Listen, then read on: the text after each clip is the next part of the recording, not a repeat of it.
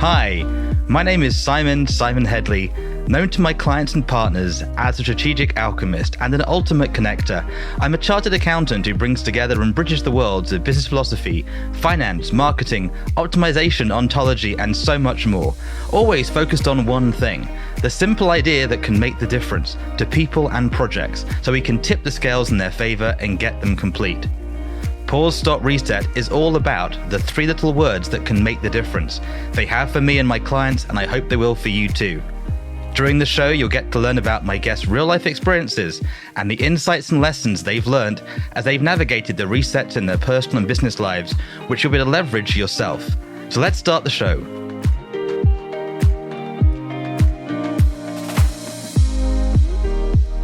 Hello, I'm Simon Hedley, and welcome to today's episode of Pause, Stop, Reset.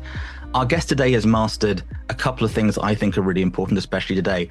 Have you ever wanted to make money online or to work less and make more? Well, James has mastered both of these things and so much more, and that's the one and only James Schramko. We first connected back in 2010, and I've always been slightly in awe of what he's done, and more importantly, how he consistently shows up for people and his clients. He's helped thousands of entrepreneurs scale their businesses while reclaiming their time and freedom, and much more than that. He's having a lot of fun in the process, I think. So without further ado, James, welcome to the show. Thank you, Simon. It's lovely to be invited. I appreciate it very much. Well, you're one of those people that I've always thought of as like a sort of marketing mentor from afar, right? Because you're over in Australia, you come to the UK now and again. I remember meeting you a lifetime ago, it feels, back when the internet made more sense. So it's good to finally get a chance to do this. And I'm really curious actually to get to know the story behind the story. But let's begin at the beginning. Many people listening may not know who you are or your latest reset. So who is James Schramko and what are you up to at the moment? I'm mostly mentoring businesses and I specialize in recurring revenue. I sort of landed on that being the thing that I'm good at. I've been doing that for the whole time I've been online, and I've had things in between. I built up and sold an SEO agency, which was recurring. I built and sold a website business. And over time, I just found I really like helping other people. But I'm a practicing mentor, so I still have a business with my wife. We have a recruitment business finding Filipino VAs for all of my clients. I also have a surf brand that I've been building on the side as a hobby and learning a lot of valuable lessons through that beginner mind that you get. And I'm a partner in 7 people's businesses where I get a royalty for helping them grow and scale as an advisor. That's pretty much what I do. And it takes about 10 hours a week these days. And I'm based in Noosa, Australia, and enjoying life. I try and surf every day, Simon. I see the photos. It's really like, I'm in the UK, we've had like gales and snow, and there's always you like going to the beach and just being really chilled and funny in the process. And you said a lot of things there that are quite quick. It was that recurring revenue stuff. I got the theory of that ages ago, but also that wasn't the primary goal, right? Running a club night, running a thing, it wasn't this recurring revenue business. And that ability to delegate and teams and have this lifestyle shift has been really interesting to watch. And like, I'm 46 now, James. We met when I had hair, right? It's like, if I'd understood that better back then, life could have been different. Well, it was 2008 that I understood it to be so important. I was selling a one-time product and I'd have to start again each month, which is what I used to do when I sold cars. But I quickly started building out a recurring referral base. So I call that recurring relationships. So even a one-time product can still have recurring relationships. And then I set up my own membership in 2009 because I wanted to just look after the same people over and over again and have a forever product. And if you look at the conversions, one of the easiest elements of a profit formula is the frequency of sale. If you could take someone from buying once to buying 120 times, that is a big difference. So if I keep members for 7 years and they're paying monthly, 7 times 12, whatever that works out at, it's a big number. That's like an average frequency. And it makes such a huge difference. But what it does, the byproduct of that is it takes the pressure off having to hunt for the next customer. You literally have years of flywheel for it to run down unless something catastrophic happens. Even if you have churn, you have time if you build up enough flywheel for it to make adjustments before it gets desperate. And when you have desperation, you have panic and stress and lack of sleep and pressure, poor decision making. And then you start getting obsessive about traffic and conversions, which is where most people get stuck on square one. Traffic, I need to convert. And that just never stops. But if you can put recurring income into the mix, then your whole focus shifts on just looking after the people you've got and then adding a few people along the way. And I found 3 main recurring income business models that have worked well for me over that time, which I could share with you if you want to go into that at some point. Yeah, no, I do. I'd love to. And we've got some time, I think, today to talk, right? We haven't got a sort of 10-minute chat at the pitch at the end, not one of those conversations. I do want to underline one thing. Like the biggest thing you touched on very quickly is you're actually still doing this stuff, right? You're living and breathing business. Entrepreneurship, by the way, is that a word? Do you call yourself an entrepreneur or a business owner? Or neither, or just like you're just James? I think you'd have to be a bit of a wanker to call yourself an entrepreneur. It's like it doesn't really mean that much. Like there was a guy ratting the bin across the road the other day to get the recycling tins out of it to take up and get some cash for it. He could call himself an entrepreneur. You know, he's doing recycling arbitrage. No, I actually have trouble answering that. What do you do? These days, I would just say I mentor online business owners. That's just the simplest possible way to explain it. It was definitely more confusing a few years back when I had multiple different sort of business avenues. But gosh, I could say I'm a book author, or I'm semi-retired, or I'm an amateur surfer who sponsors himself. Who knows? We'll get into the show because part of how you're being now, and you can hear it hopefully in how James is speaking, is the bit why I've always been like in awe of how you do it, because you haven't been the guru rah-rah guy. And there's so many of them that are sort of quite interesting. So if we may go back a second, then go forward. And yes, 100% those 3 models be fun to touch on, especially if people are going, look, I'm at 0. I don't want to be in desperation. And what do I do at a time when you and I know online, so much that used to work doesn't? And there's so many people trying now to make things work that the whole game's shifting, changing with AI kicking in. But if we go back, one of the things that I hadn't really understood until long getting to know you was how much you've done with sales and business teams back with your car days. Maybe we could just touch on that for a second and how you got into that. And really the crux of the James selling philosophy would be really useful, I think. How I got into it was I was going to have a baby. My wife was, so I needed to make a lot more money. And so I went from an administration job to selling. I needed to double my income. That was in 1995. I was 23. And so I really, really, really, really needed to succeed at that. I didn't have a choice. I was going to be providing for 3 people. And so that was the how. I had luckily had a lot of training that I was even partially unaware of prior to that, because the role that I was working as an administrator was with a startup company in Australia. It was a division of Vodafone, and they came here to set up digital telephony. It was really hard to sell back then.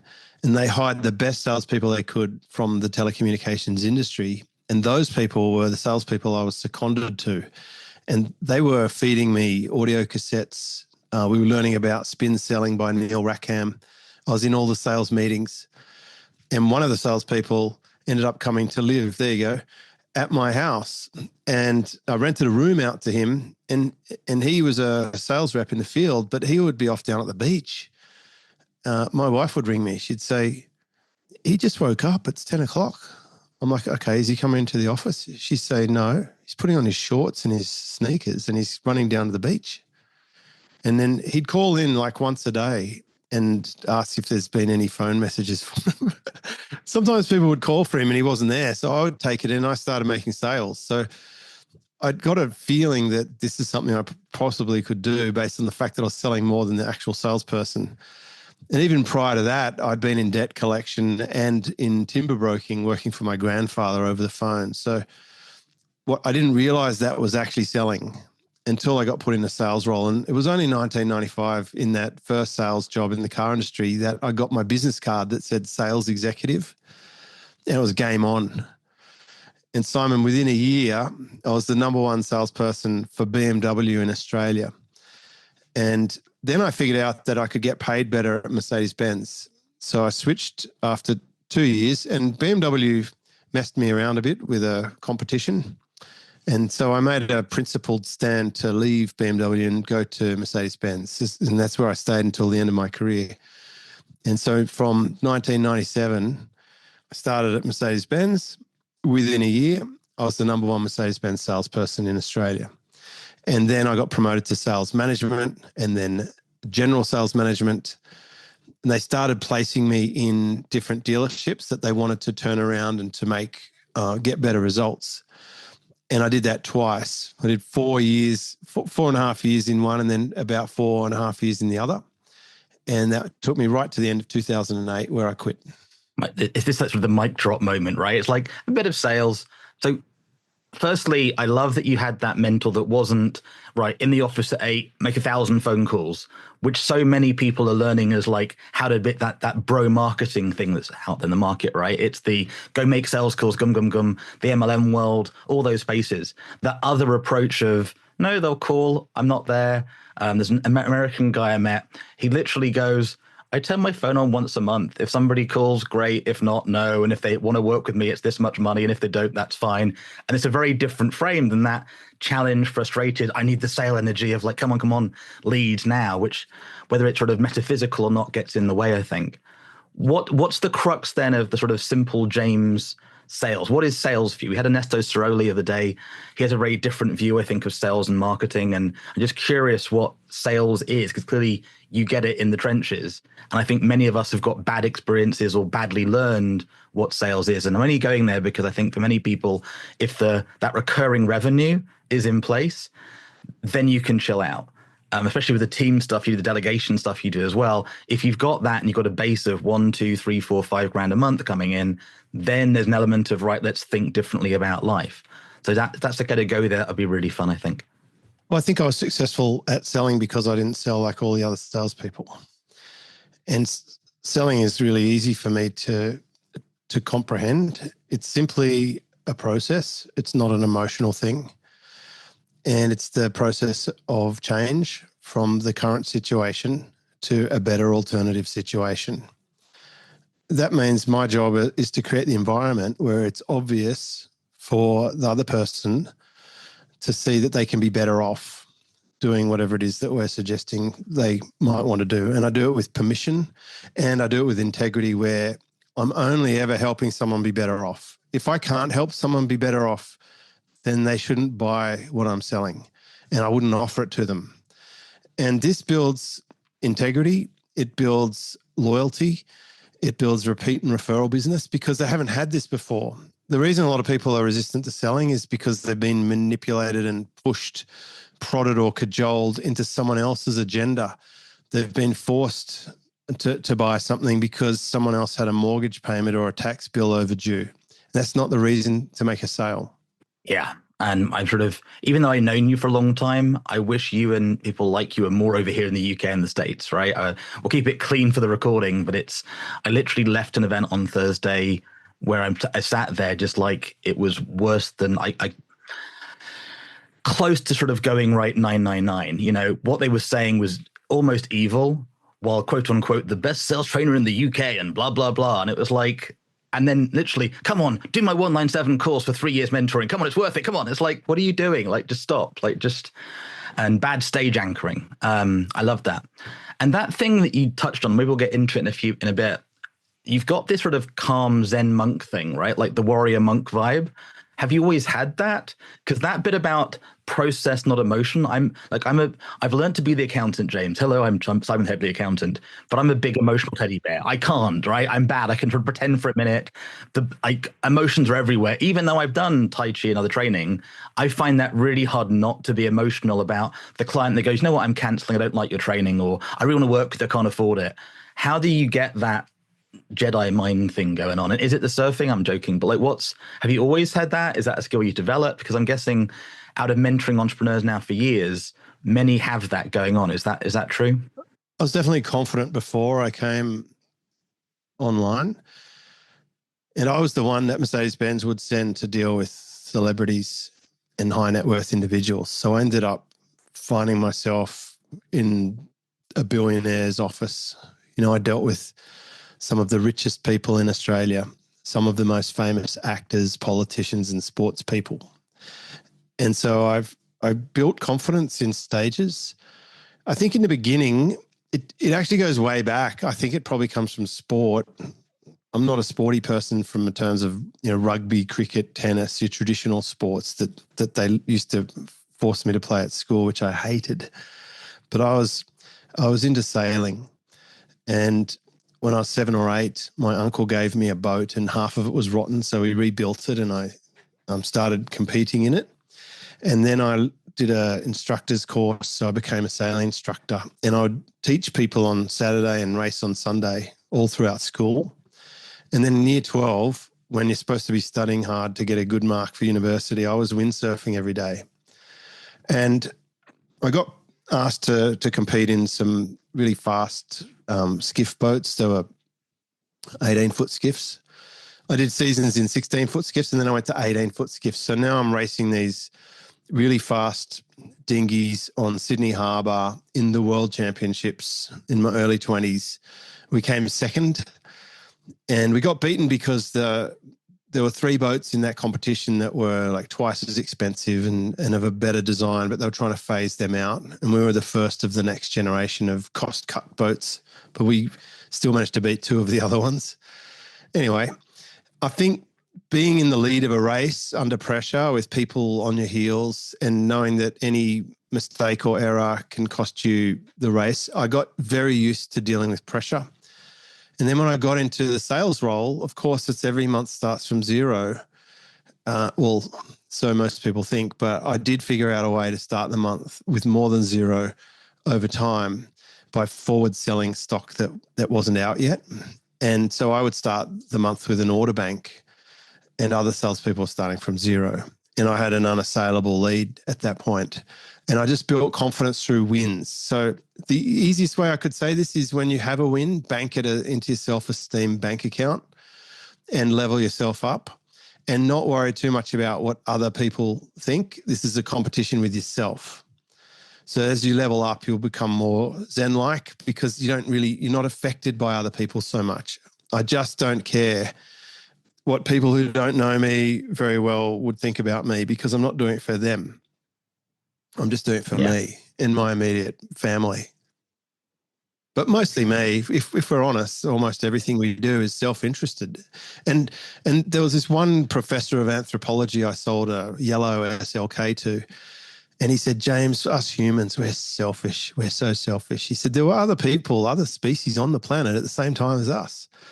They could solve complicated social situations. They had bigger brains. They were stronger than us. He said, but we would just go down to the watering hole and spear the animals. He said, we just killed them off. He said, we just look after ourselves. And he said, all our DNA all our kids are, it's just us trying to propagate ourselves and survive. When you put it that simply, it all makes sense. Yeah. And you've got that family as well, that sort of, the wife and kids to feed, that strong family unit. And I love when you talk about the sailing and the windsurfing. I didn't compete the levels you did, but it's also one of those weird sports where you can have the right equipment, the right training, and on that day, that weird wave, that weird wind gust can make all the difference, right? So you have to not take it too emotionally while also really playing full out. It's like life. It has a huge amount of randomness and luck. And I think that has come in handy where we do see people falter. They make silly mistakes and they get stuck and they don't know what to do next. And I'm always expecting a change in the wind or a change in situation or a gear failure or something. It's just built in. I'm very, very strong with mitigation and redundancy protocols. And one of my mentors really drummed this idea into me of own the race course. And the whole lesson about that is control what you can. And a lot of people give up control unnecessarily. Firstly, in their mind, they give up the control of their mind and they start believing what someone else tells them that they have to believe. So it's like that happens at the media level and it happens at the mimicry of guru level. But if you can get away from all that and find out what your own mind is and control that, and then you can control what platforms you're on and what your business model is. And one of the biggest clues so far for anyone paying attention, recurring income it's the secret sauce that creates a low stress business model.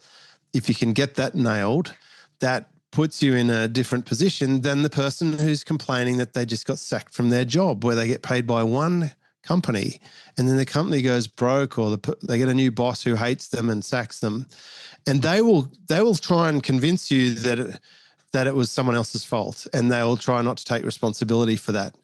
But they could have had their own business, or they could have set up a recurring income model. We all have that choice. 100%. And maybe later on we'll get on. I know online you've got a lot of resources about those three models, but yeah, recurring revenue. We call it raving fans, clients that want to keep coming back to you, want to refer to you. And when things go wrong, that they will, don't run away. They're like, actually, it's okay. We're all human in that journey. And I know you've got thousands of raving fans, people I know that have worked with you that go, no, James is great. Whether working with you or not afterwards, they still like you as a human, right? Which is awesome and challenging as a mentor to give that like lovely space of pushing and pulling sometimes without triggering too many people. If we look back on sort of the James life, right? What have been the biggest and sort of hardest shifts and resets you've been through? Probably having a smaller team. When I sold my SEO business and sold my website business, I had to adapt to a slightly new identity because I'd taken on quite a lot of responsibility. Had 67 team members. We were doing many, many millions in revenue and profit. And when I sold them, then it's not there anymore. I had 10 people and a much, much smaller and different business. So I had to become more comfortable with redefining our business as being more of a small media company, and also changing my business model. That third recurring element that I brought in of the revenue share deals, the royalty deals, I started that about 9 years ago. So that's kind of a challenging thing to pioneer and develop. There certainly were people doing it in other industries and before me, and I definitely gleaned what I possibly could from them.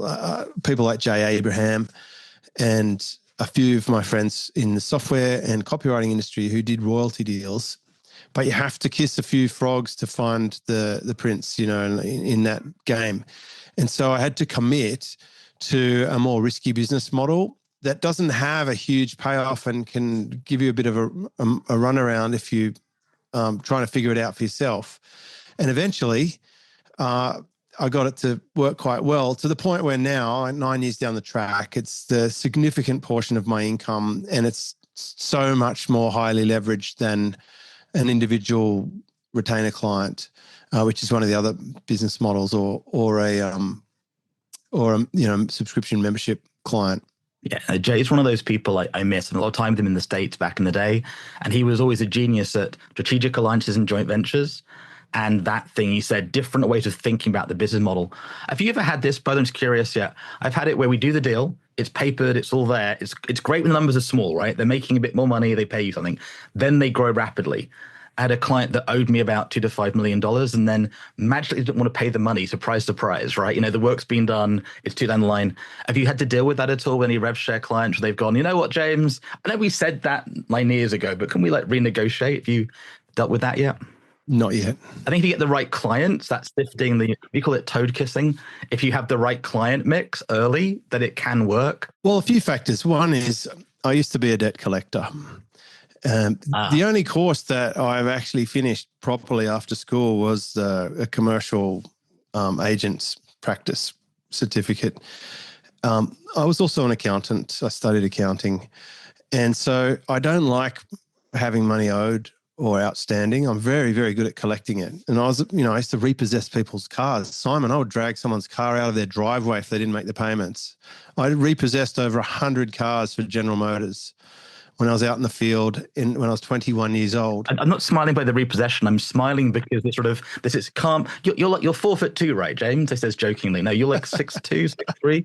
How tall are you officially? Yeah, 6'2", 188 centimeters. You're a big chilled guy that I can also imagine going, look, I get the numbers, I get the law, and you're going to give me the car now, right? Are you actually a qualified accountant or it was university? No, I'm not qualified at all. I did like 3/4 of the course. Knowing the numbers too much gets in the way, I think, sometimes. But now carry on. Sorry, you're saying, I'm picturing you. I think eventually I feel like I probably had too much personality to continue that study. No, in all seriousness, I kept stumbling on financial accounting A. That was my arch nemesis. I loved business communications. I loved economics. I loved commercial law 1 and 2. They were my favorite subjects. I've got like that amateur lawyer stroke. I think it's because I like to argue or see different angles on things, but I do like a good legal situation to analyze. But in any case, I think my deals have stuck because I have contracts and I had a proper lawyer draft up a contract. And this really speaks volumes in terms of the operating protocol here.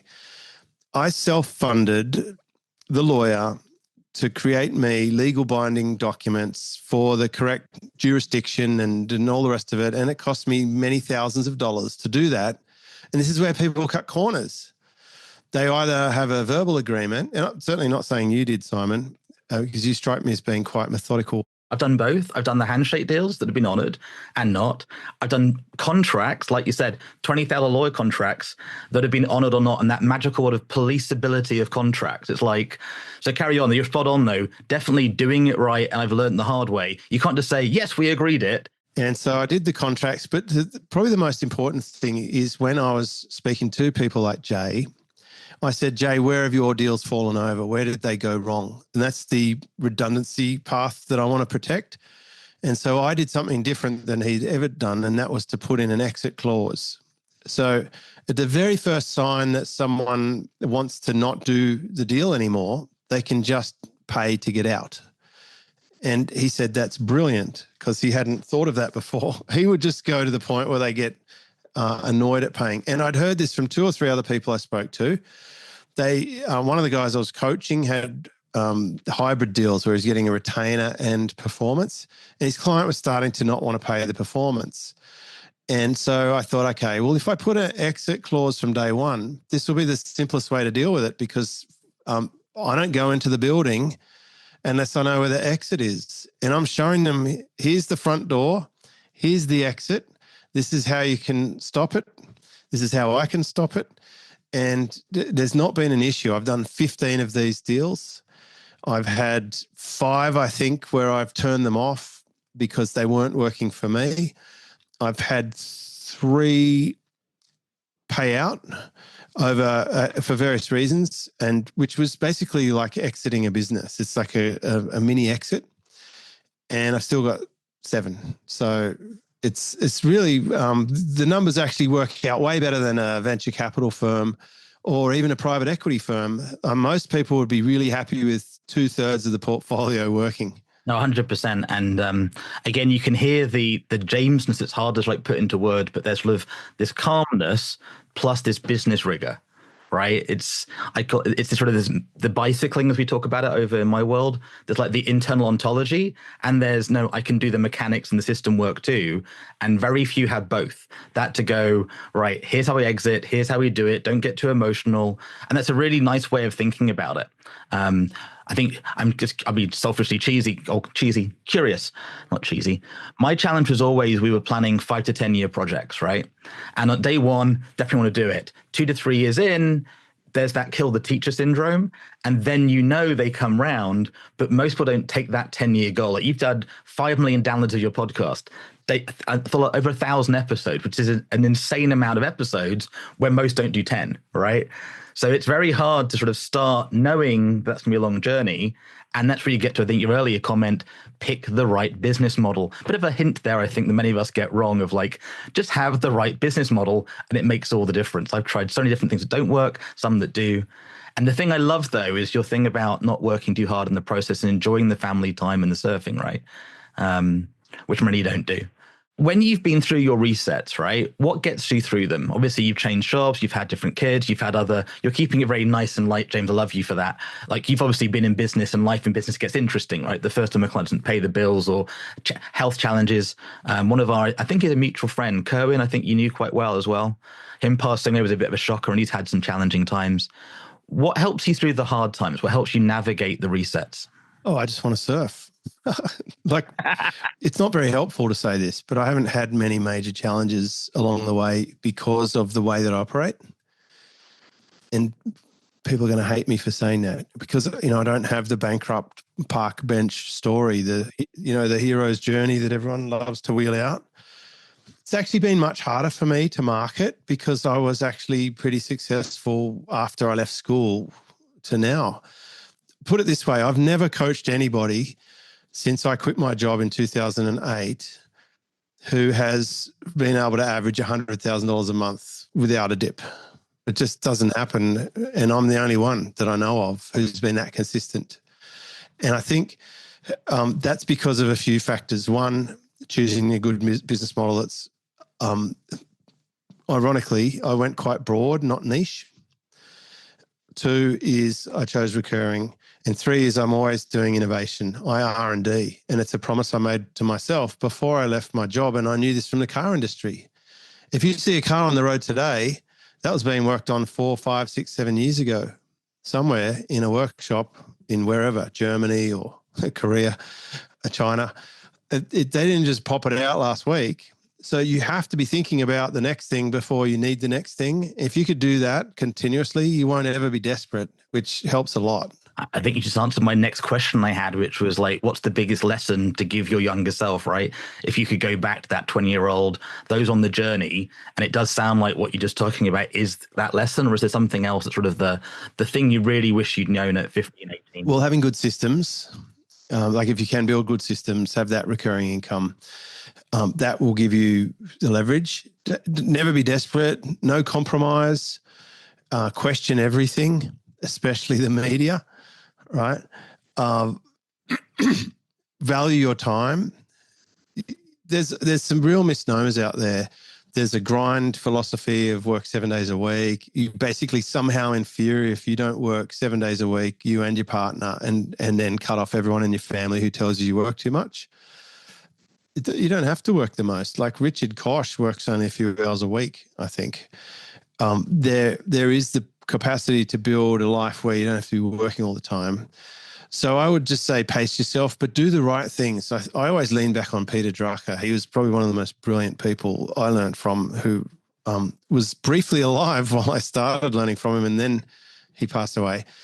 But he had some really great ideas, and I think doing the right things is the critical thing. There's only a few things that matter. And if you can just find those things, you could take the pressure off all the other stuff.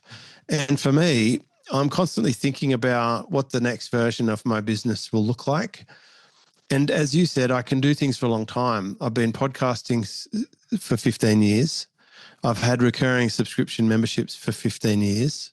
I've had royalty deals for 9 years. I've had my team members, but the newest person in my team started with me 12 years ago, and the first one started with me 15 years ago. So I can do team for a long time.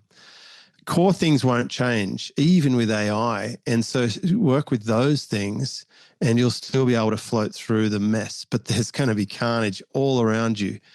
So this will be like one of the most basic things, and it'll sound silly when I say this, but in terms of how to conquer adversity and challenge and stress, sleep. Sleep is really the superpower that no one talks about. It's the easiest thing to get access to. And if you won't need to drink alcohol, you won't need to take drugs, you won't need to distract yourself on socials, doom scrolling, you won't need to play games, you won't need to blow off steam or any kind of bad habits. If you just get proper sleep every day, like get one of the apps, any of the apps, and try and get a high score.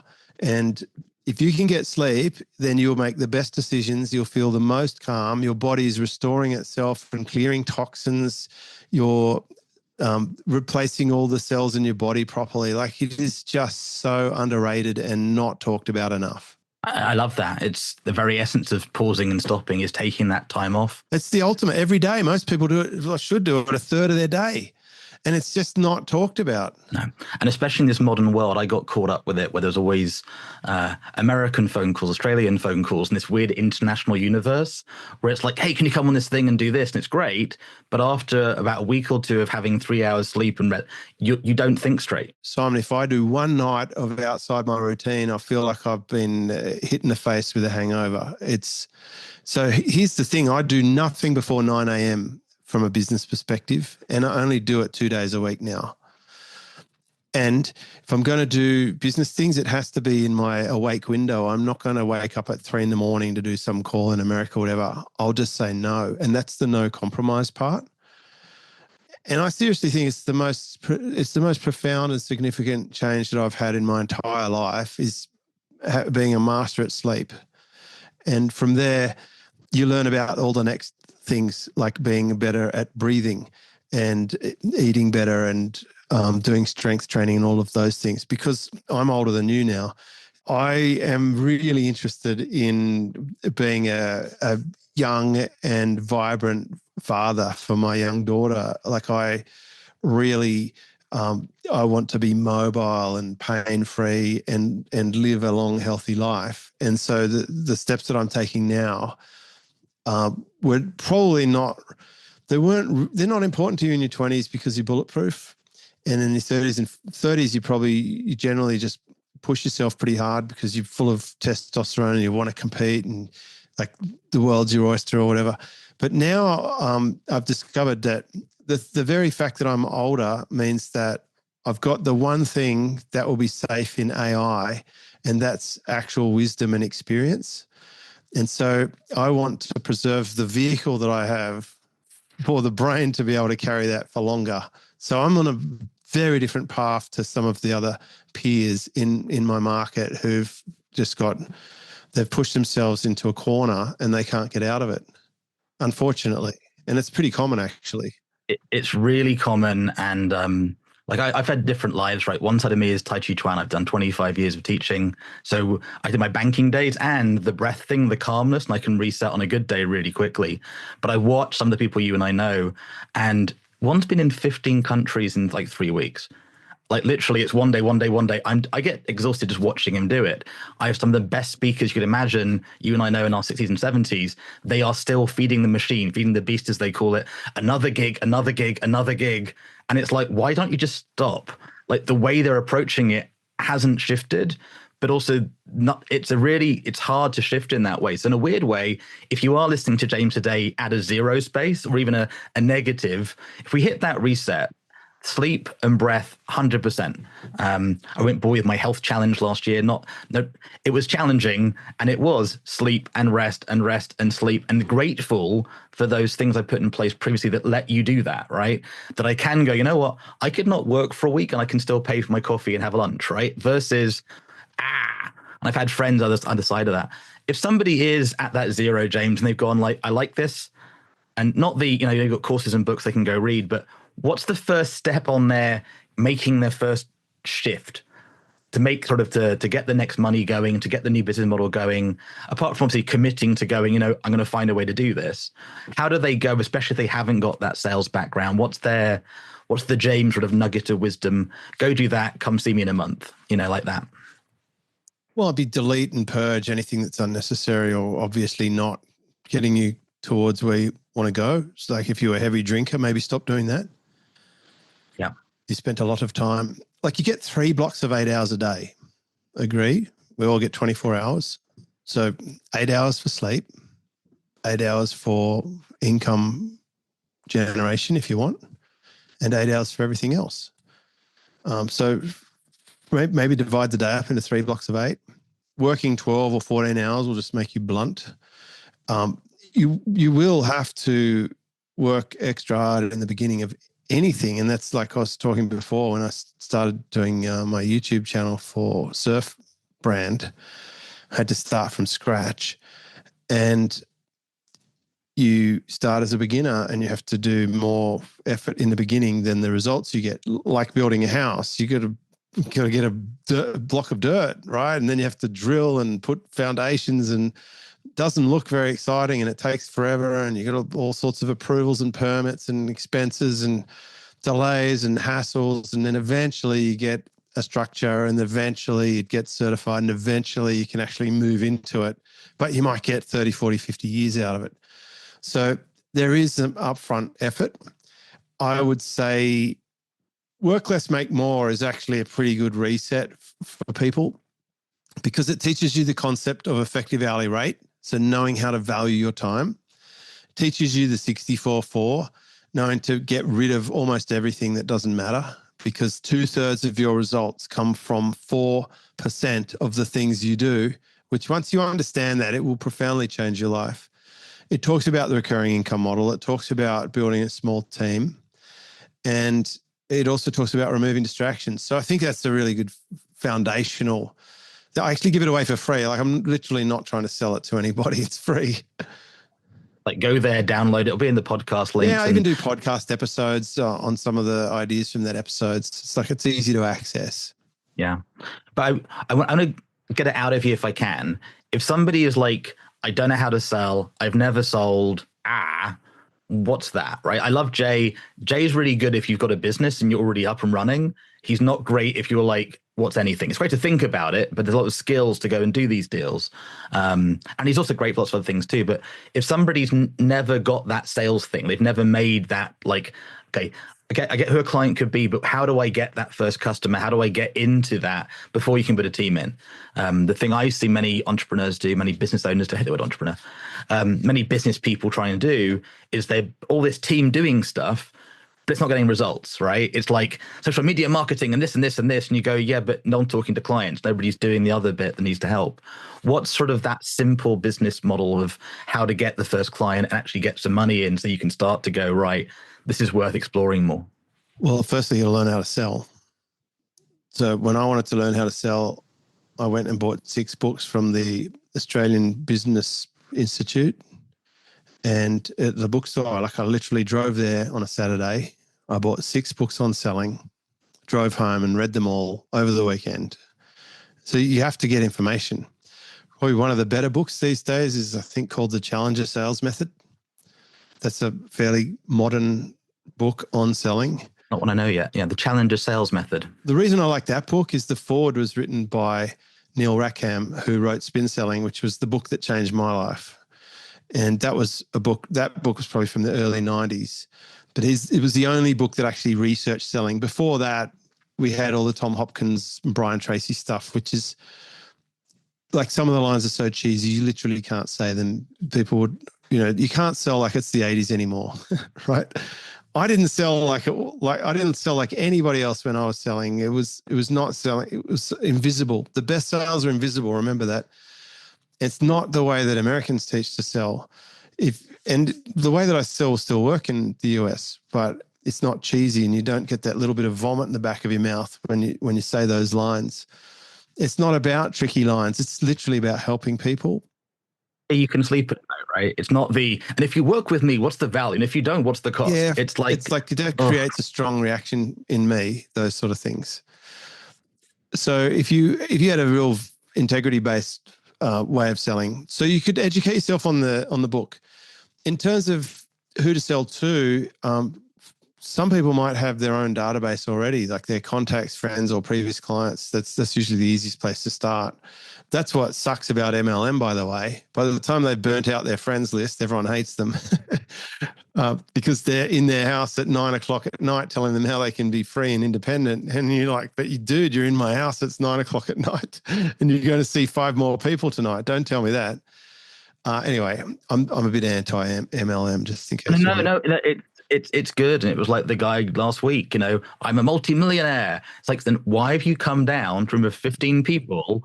And like, I know why he's doing it and he's not wrong. And it's like, there's a glitch with this story here about what's going on. It's That's fascinating. why I stopped speaking from stage a decade ago, because most of the people selling from stage about their online business were making their money selling from stage, telling people about their online business. And it was super disingenuous. So how would they get started? I guess they would have to learn how to sell, and they should probably find someone who teaches them things that are actually useful for people who are starting out. And I'm very suspicious about BizOp. Most of them are scams and junk. There's only a few places that I actually send people, like a kid of mine wanting to learn how to do online business or something. I've got one place that I send people to, teaches people from scratch how to build or buy their own little websites and to renovate them and optimize them to start generating income, to build a little portfolio of online websites.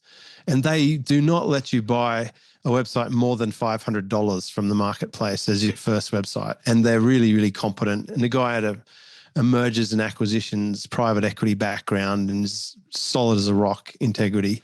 It's like literally the only educator that I send people to when they're starting from scratch. My brain's going as their Ed, but I don't think it's Ed. Like, oh God, no, absolutely not. No. Who's the guy we're talking about? Ed published this at some point. Of all the people who did the 30-day challenge, the success rate was something like single-digit percentage. It was so appalling that I don't know how it could have continued past the first year based on that success rate. It's disastrous. So no, a hard no, capital letters. You love Ed, love him. Haven't seen him ages, but I love the guy. But like, I wouldn't say go to Warrior or ClickBank to go learn this stuff. So if you're willing to share, who's the guy that they need to go learn? The people that I like, Matt and Liz Rad, and they're in Queensland here.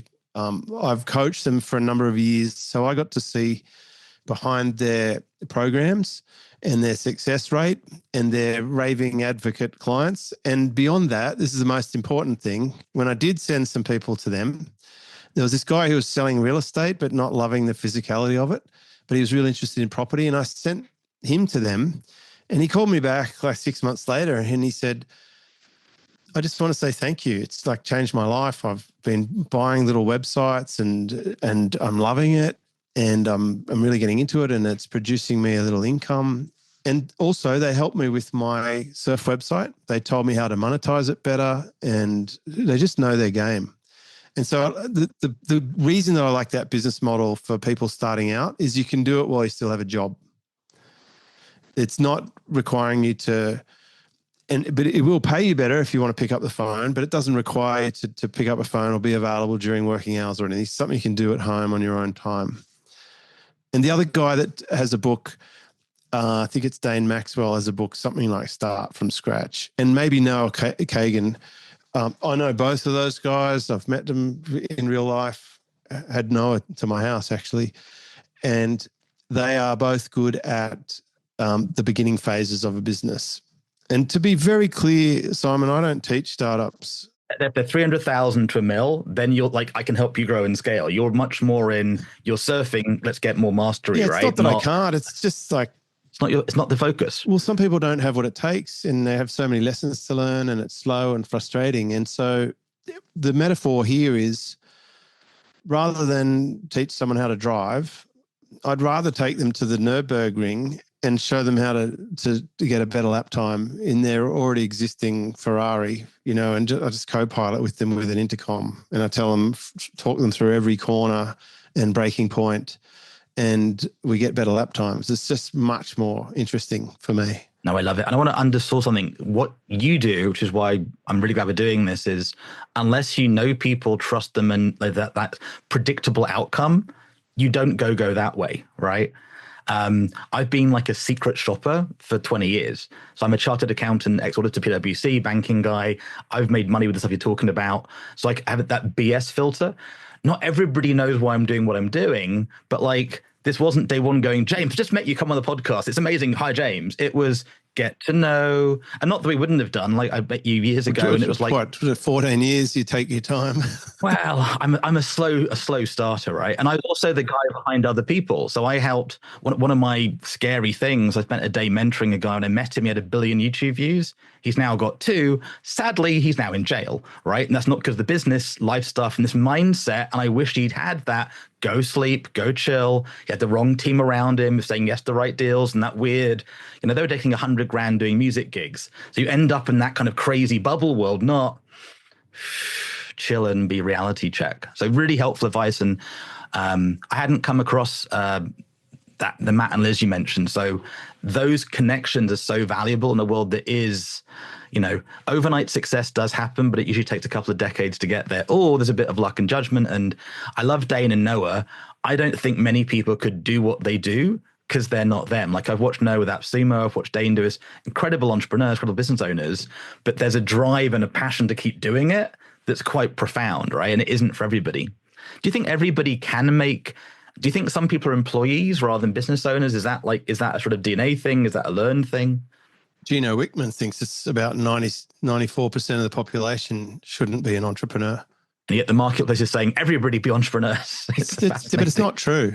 Seriously. Yeah. Look, let's just look at it on a purely non-emotional level. 50% of the population are dumber than average. So they're going to struggle.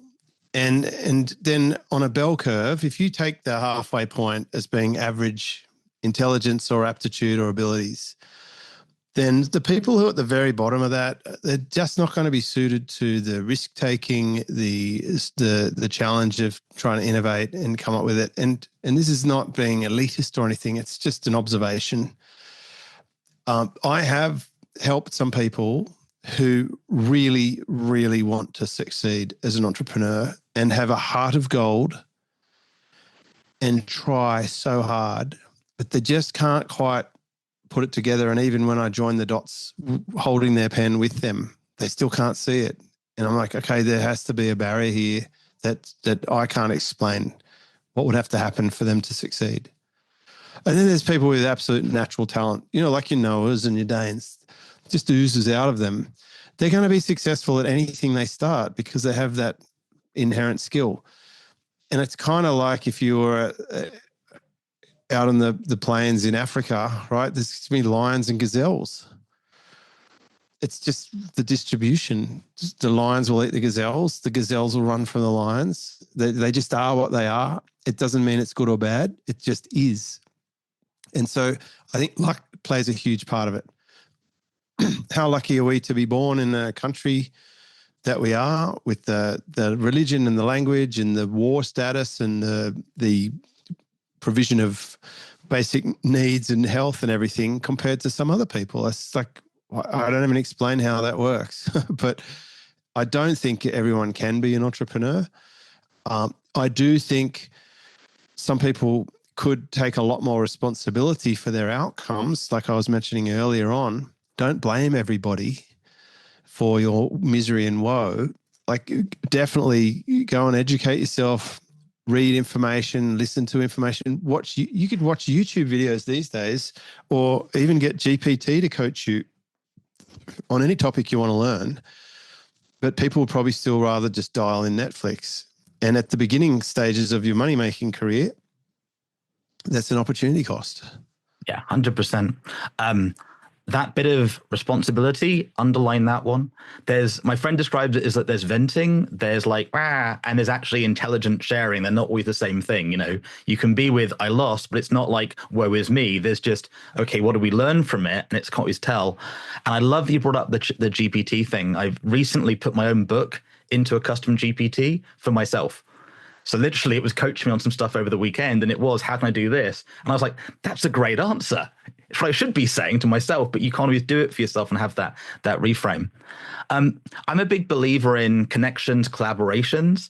I'm just curious if you think, like for you, if you had great joint venture partners, strategic alliance partners, mastermind people, is this do you generally work by yourself these days? And you've got partners and clients, but how do you work in that way? And for those people that aren't like, I am the entrepreneur, is it good to go and find team members to work with in that way and collaborate with?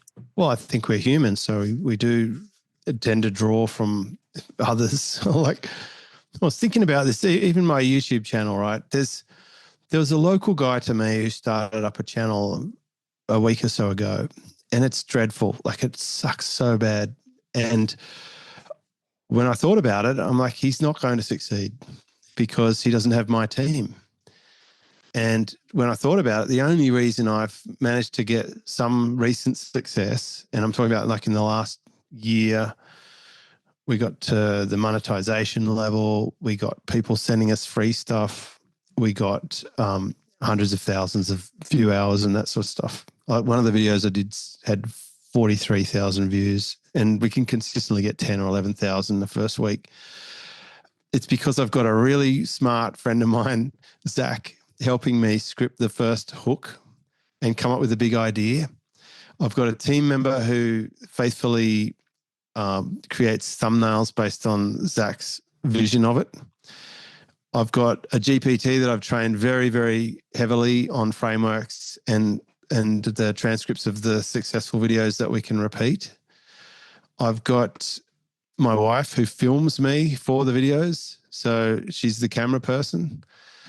And then I've got my team who takes the video. I've got the editor. He takes the video, I number the files, he stitches them together and then puts the text and the music and intros and outros and all that stuff. And then another team member posts it to the channel with the tags and descriptions and keeps an eye on comments and stuff. So I don't know, there's about 5 people involved there to create the outcome that we got. So absolutely, collaboration is essential for small operators.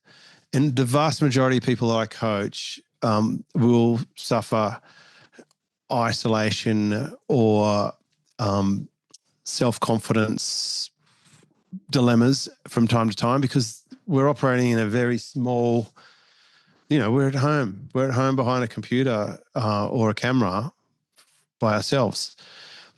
In terms of masterminds and networks and stuff, for probably a good decade, I did a lot of travel to get out of my zone. So I went to America. One year I went every single month for a year. I went to lots of other places. I developed a market in Dubai.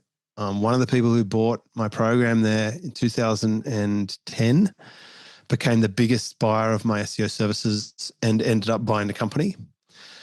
I went to the UK, as you know, many times. And I went to all sorts of other places from Thailand to New Zealand, right? Just everywhere to build out the network and all around Australia. But I don't travel much for work anymore. I don't think I've been to the US since 2019. Don't plan to go back. I'm not a member of any mastermind or group. I actually learn the most from my highest level clients. One of my clients just sold his business for $500+ million. Another one sold one for tens of millions of dollars. Another one's got a million YouTube subscribers. Actually, 3 of them have 1 million YouTube subscribers. So I can learn as much as I need from the people who I'm helping, which is the weirdest payoff of all. They're getting this behind the scenes private access. I'm kind of lucky they pay me, if you know what I mean. Yeah.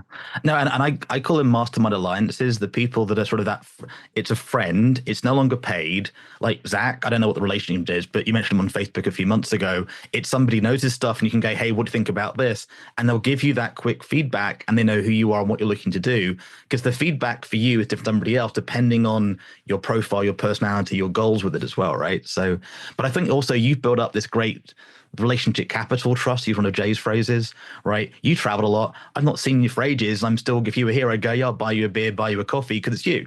Somebody else would be like, yeah, no thanks. But that ability to do that, I think, is so valuable. I love that ability, you say, to learn from your clients. One of my weird Dutch friends, Ernesto, talks about how the kids are now the mentors. The 7-year-old sees it differently than we do. And if you can have that beginner's mind, it opens that up so much. I appreciate it's getting late and it's family time. Thank you so much for your time today. Before we wrap up, obviously they want to learn more about you. You can Google you. You're very easy to find. JamesSchramko.com is the website. One of those cunning things. Get your name as your website, makes it easy to find you. But what's sort of the thing you most want to leave today's sort of show with, James, about, like, for you, or what are you up to, or what they need to do?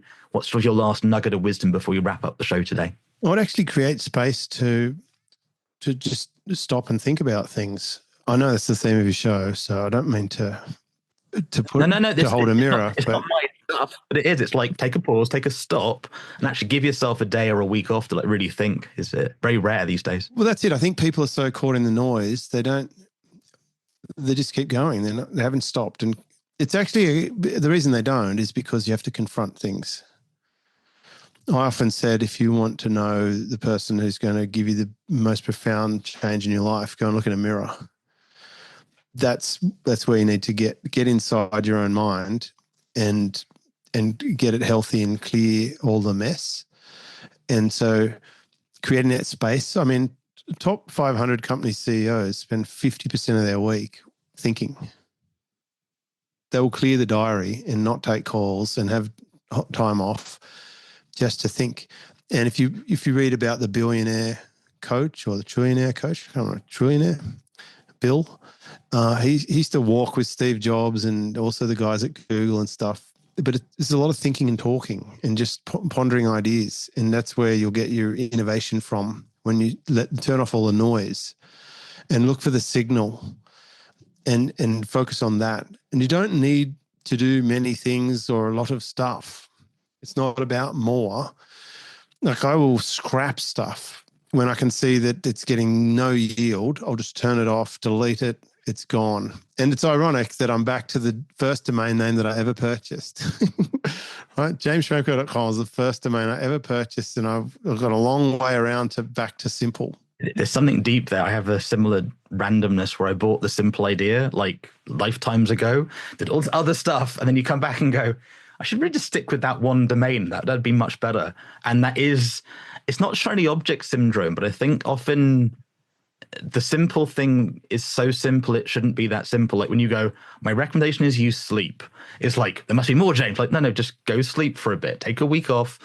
And the entrepreneur, the business owner, the crazy head, monkey brain goes, no. I want some more tips. It's like, just go do that one thing and time out, and then we'll come back. So useful. I've really enjoyed getting to know you a bit more. I also know there's so much more to know about you. I do recommend checking out Work Less, Make More and the Challenger Sales Method. I didn't catch Matt and Liz's website. Maybe you know that now or on the show. Do they have it? Are they open to other people learning from them if they are beginners in that internet world these days? They love beginners. They were rebranding. They're ebusinessinstitute.com.au. Like, unlike you, James, I can help startups. Like the brand, my favorite in the old days was you've got no budget, nothing, to get this done by next Friday. I'm like, this is fun. I much prefer when you've got that stuff up and running. Then we can have a different conversation about opening up doors and connections, those small nudges and those walking and talking conversations make all the difference. Little nudges that help the surfing and the sailing work better. Yeah, one of my partners was a startup. It's a guy I met in the surf. So I've succeeded with that. He's made 7 figures in the last few years from scratch, and he used to work for a bank, and I met him in the surf. So I can do it. But God, he was annoying in the beginning. My goodness, my wife almost banned him from sending messages because he's like, who is that? Is that him? I'm like, yeah, it is, but it'll be okay. He'll get past this phase and he'll be fine. And he's amazing now. But it is a few years of extra brain work. It really is making all the rookie errors or being saved from them if you're working with someone like me. And so I'm still patient and caring. But I feel like it's tremendously exciting. Like one of my other clients so far this year, one of my partners, he has spent, I think, $25 million on ads so far this year for a few of his clients, and he's doing some pretty cool stuff. And I really do enjoy our conversations. It's just like, I don't know where the time goes when I'm chatting to him. It's just like I come out of the call and it's like, that was wild. We're just talking about acquisitions and it's enjoyable to be doing that stuff, like the good old days when I was running $100 million business, but then being able to hang up the call and then go on and put on my board shorts and have a surf and not have to hire, train, manage and put out fires and all the other stuff that comes with it. And that's why I like the royalty model. So those 3 revenue models, by the way, I should mention them or else you're going to have someone complain to. One is the retainers for the service businesses. Another is membership subscriptions. And the other one is the revenue share royalty deals, which are performance-based. And you can mix and match, but they're the 3 models that I use in my business and they take care of me. And I'm so glad you brought that up. Yeah, so retainers, recurring models and the rev shares. Most people find that recurring models, they sort of dump after 3 months, right? That's the sort of industry average. But you clearly navigate that. What's the key for having a recurring model keep going? Because I really try and do it, and then it doesn't actually get that momentum and keep flywheeling, sort of falls over. Anyone who has a 3-month subscription has a really shit product and or a very big mismatch between what they're promising and what they're delivering. I don't know where that number comes from, but it's a really dumb number. My average retention is 7 years across my products. The longest client I've had is 15 years. I've had many clients get past 7 years. So it's about looking after people for the long haul, about delivering on your promises, about setting clear expectations, having a way to show your clients when they're actually winning, and being humble with your pricing and not overly ambitious. If people don't last more than a few months, then you've simply got a multi-payment product. It's a one-time product on a payment plan, really. So you have to reframe the way you think about it altogether. I love how you said it, because I agree. I have rows with an American friend of mine. He's like, they don't work. It's like, I've had a client for 20 years for WordPress hosting. Like, it's a very nice thing. They're happy. I'm happy. I'm not ripping them off. I take care of them. And it's 20, and they're not going to, like, if they want to go anywhere, they can. And at the same time, in terms of actual work to do, it isn't 50 hours of work to keep them every year. It's part of a bigger thing we're already doing. So it's easy to add them in and take care. And that, it sounds weird, the personal relationship. There's a guy called Ryan Levesque. I think you know Ryan a little bit, maybe. The Ask Method. Is that a joke? I don't know. I coached him from 1 million to 10 million for about 7 years. I couldn't want to point at that, James. He was over in the UK recently, and it was a real like shocker. But talking about this unscalable, scalable stuff, right? Like it's the one-to-one. I was joking with you last night on Facebook. You made a post had me up, and I wrote like the AI human response going, "Great, James. So that's wonderful. What did you get from James Schramko? That's what the AI Autobot would do." And I get it on LinkedIn all the time. So this balance of being personal, being human, and scaling. And I want to thank you for sort of bringing that back, right? Because it's so missing, especially here in the UK right now and the States. What's seemingly working is the worst of the old school marketing on steroids. It's the fake Halo brand, the fake, yes, these experts come to this thing, pitch fest. It isn't a pitch fest, but it really is. And it's draining, not because you and I don't see that, but there are people there that are genuinely, like you say, great hearts. They want to get stuff going, and maybe they've got some success, but they're going to put their hard-earned money into people that actually, it's that sort of, do you look at the swan over there, the swan model? Above the water, it all looks smooth and handled. And below the water, they're paddling furiously. So thank you for being you. This is why we like James. If you get a chance, check out James Schramko. And James, final word for you before we wrap up the show today. No, just take your time. It's like, this is a long game. I've been around for a long time now. I see people come and go. Don't take it too seriously. And most importantly, just don't believe everything you see on their curated feed. It's all smoke and mirrors, really. And it doesn't even matter. Like, don't worry too much about what other people think. Just worry about what's right for you. I love it. James, thank you so much for today. If you've enjoyed the show, please subscribe, check out James Schramko and the links we'll put in, and please keep working less and earning more and having some more fun, as James would say. Thank you for watching, and we'll see you next time for Pause, Stop, Reset. Once again, I'm Simon Hedley. Thank you for listening to this episode of Pause, Stop, Reset, which is brought to you by the team at simonx.com and published by thesimpleidea.com. So you get maximum value, and to access all the bonuses and gifts, make sure to head to PauseStopReset.com, register and explore the portal. And if you're looking for great people, check out OneSmartNetwork.com. If you've enjoyed the show, do give us a positive review, subscribe, and share this episode with friends. I can't wait to share our next episode with you. Till then, remember you can always choose to pause, stop, reset.